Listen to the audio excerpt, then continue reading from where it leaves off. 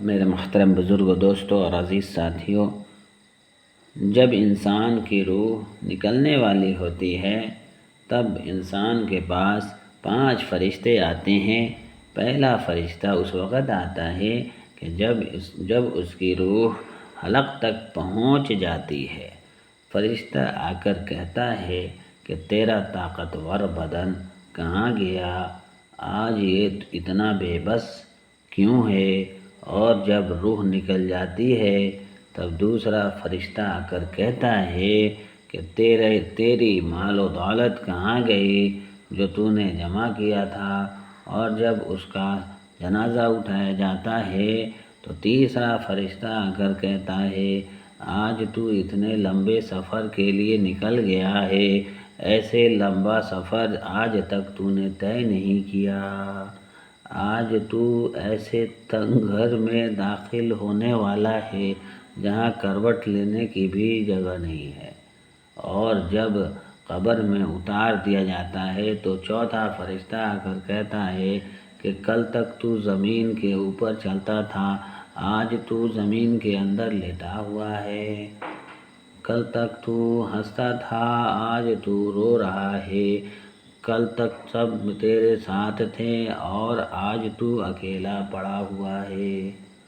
اور جب قبر میں مٹی ڈال دی جاتی ہے اور سب چلے جاتے ہیں تو پانچواں فرشتہ آ کر کہتا ہے کہ تیرے سارے قریبی لوگ تجھے چھوڑ کر چلے گئے، اگر وہ رک بھی جاتے تمہیں کوئی فائدہ نہیں پہنچتا۔ آج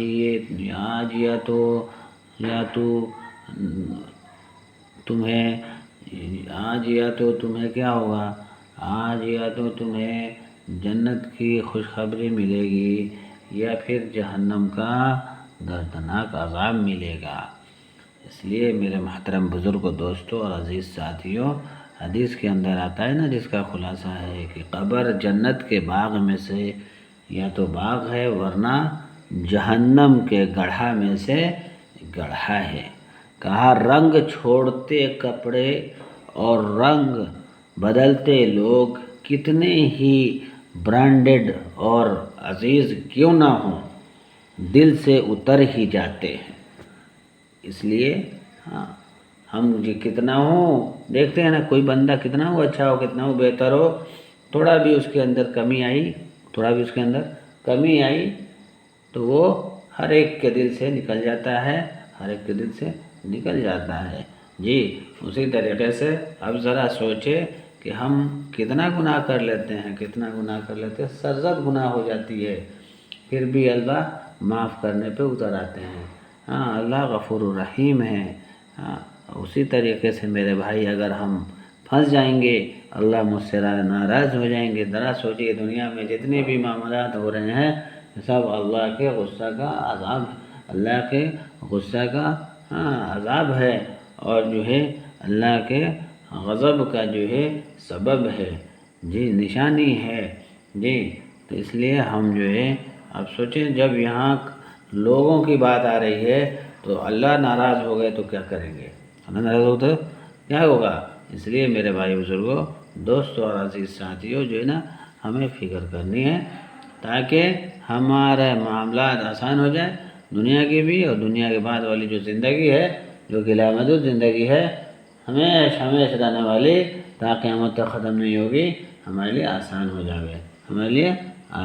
جاوے۔ اس کے لیے جو ہے نا ہمیں کیا کرنا ہوگا کہ اپنے ایمان کی فکر کرنی ہوگی، کیونکہ اللہ نے فرمایا ہے قرآن کے اندر اور حدیثوں کے اندر بھی آتا ہے، آپ 12 بار سنے ہوں گے، پڑھے ہوں گے کہ اسلام کی بنیاد 5 ستونوں پہ ہے۔ اسلام کی بنیاد 5 ستونوں پر ہے۔ نمبر 1 کیا ہے؟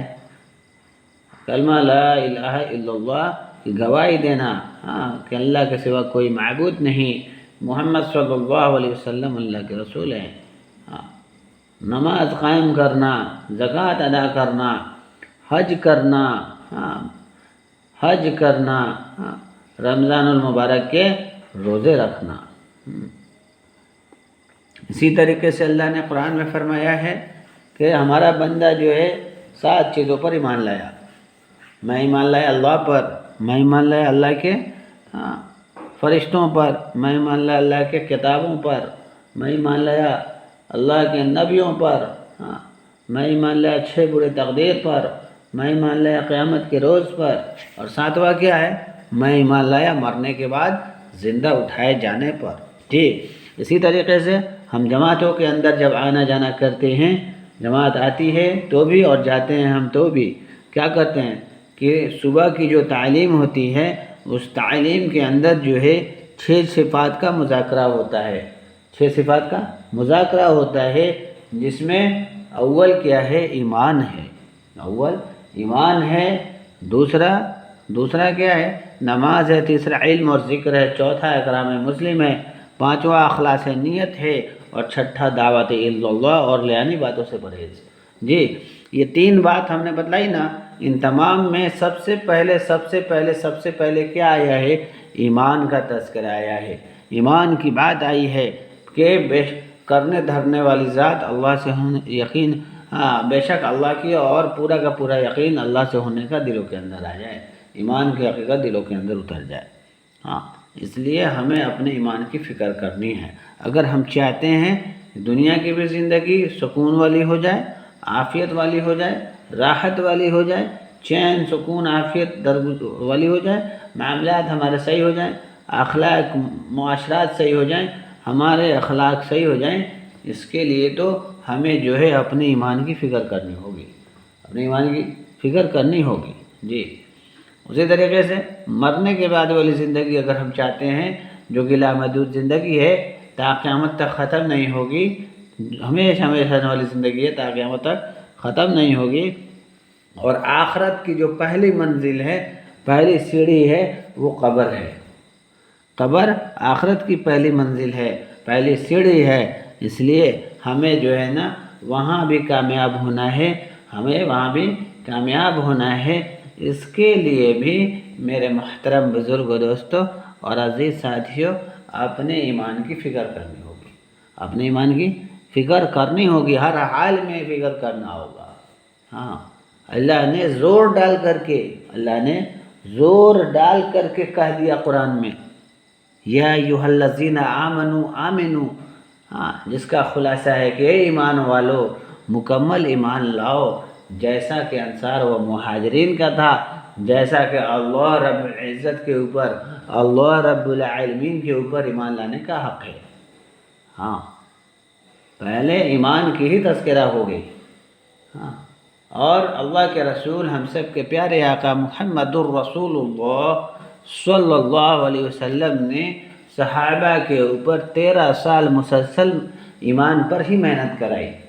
کیوں نہیں پہلے قرآن سیکھ لیا، نماز سیکھ لیا، علم و ذکر سیکھ لیا؟ نہیں، پہلے کیا کیا کہ صحابہ کے اوپر 13 سال مسلسل ایمان پر محنت کرائی، ایمان پر محنت کرائی.